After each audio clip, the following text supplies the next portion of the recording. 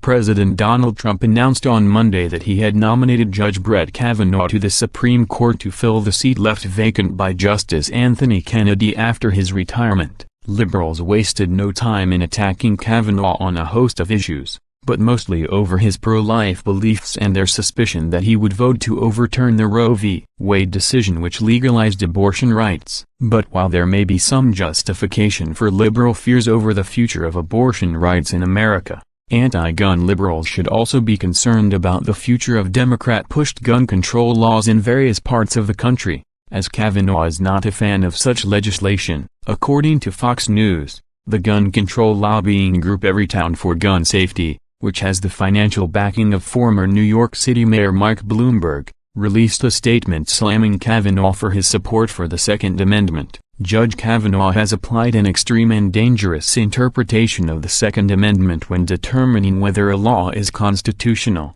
one that does not take into account a law's impact on public safety, stated the anti-gun group in opposition to Kavanaugh's nomination. Conversely, the pro-gun National Shooting Sports Foundation, a trade association for the firearms industry, praised the nomination of Kavanaugh as a great development in the fight to defend and expand gun rights in America. "We are confident that Judge Kavanaugh will serve our nation with distinction as an Associate Justice of our nation's highest court and that he will make decisions that will serve to protect the Second Amendment and other constitutionally guaranteed rights of law-abiding Americans," stated Lawrence Keene, Senior Vice President and General Counsel of the NSSF. Perhaps the best example of where Kavanaugh stands on the issue of gun rights and the Second Amendment came during a dissenting opinion he wrote while on a three-judge panel of the D.C. Circuit Court of Appeals.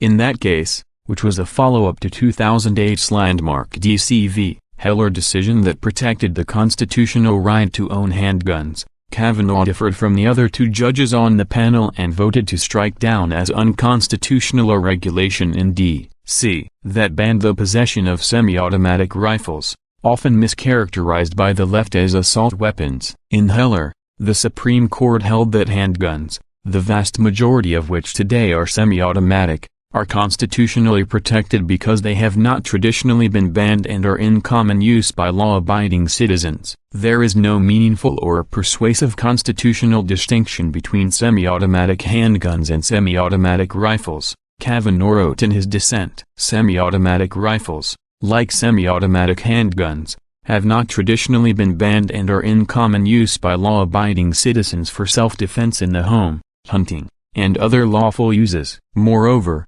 semi-automatic handguns are used in connection with violent crimes far more than semi-automatic rifles are, he continued. It follows from Heller's protection of semi-automatic handguns that semi-automatic rifles are also constitutionally protected and that D.C.'s ban on them is unconstitutional, he concluded, a clear sign that he would rule against similar assault weapons bans if such a case should make it to the Supreme Court during his tenure on the bench. The libertarian-leaning Reason also noted that Kavanaugh took exception to the seemingly arbitrary nature D.C.'s assault weapons ban, which had compiled a list of specific firearms that were impermissible for residents to possess, and was largely based off of cosmetic appearances involving a variety of prohibited features, such as collapsible stocks, pistol grips, detachable magazines and other common features. The list appears to be haphazard, Kavanaugh wrote. It bans certain semi-automatic rifles but not others,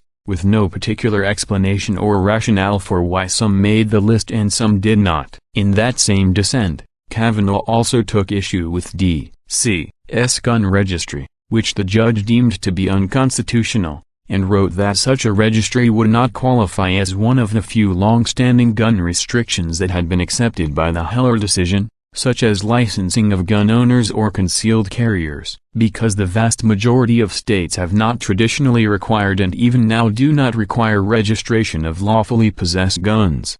D.C.'s registration law, which is the strictest in the nation and mandates registration of all guns, does not satisfy the history and tradition-based test set forth in Heller, Kavanaugh wrote in his dissent. Judge Brett Kavanaugh appears to be a solid constitutional conservative on a whole host of issues that are likely to come before the Supreme Court at one point or another. But one area where conservatives should feel great and liberals should be concerned is that of the Second Amendment and gun rights, which the judge has wholeheartedly supported and defended in the past.